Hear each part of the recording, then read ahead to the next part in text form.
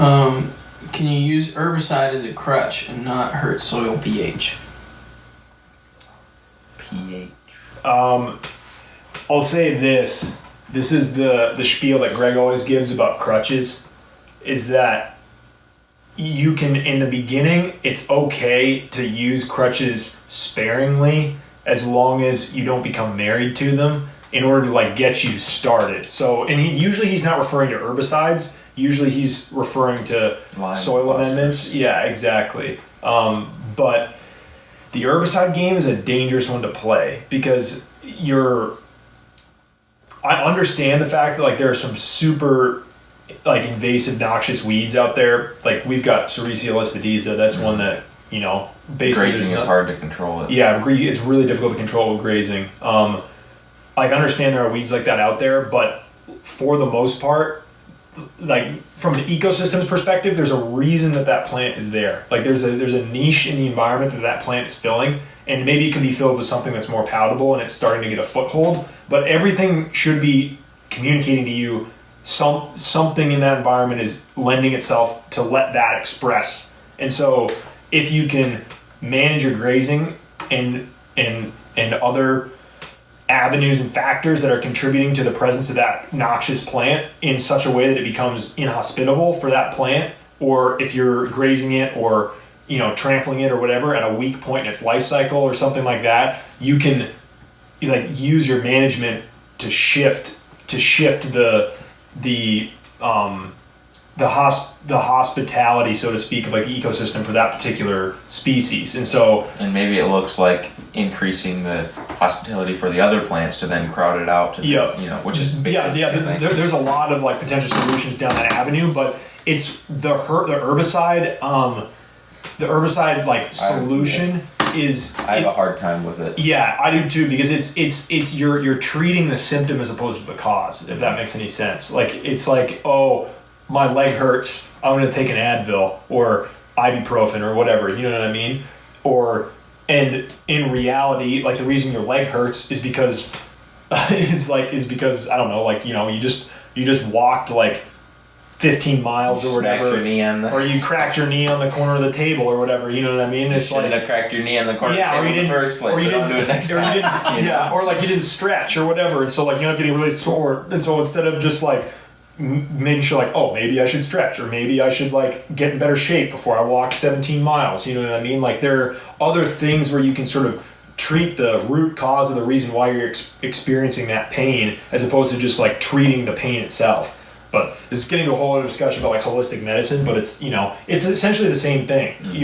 You're trying to diagnose, you know, a symptom of the ecosystem. And so why would you just prescribe medication, so to speak, instead of like treating the lifestyle cause of that symptom, you know? Mm-hmm. And medication is essentially herbicides. And in that case. That being said, we do use a little bit of a brush killer. That's basically the only like chemical that we use on the farm as far as like brush control. And what we do is when we cut brush, or you know, in like a fence row or in a like a new silvopasture area or something, all we do is we just paint the stumps with 1 quart of crossbow to 5 gallons of red diesel fuel.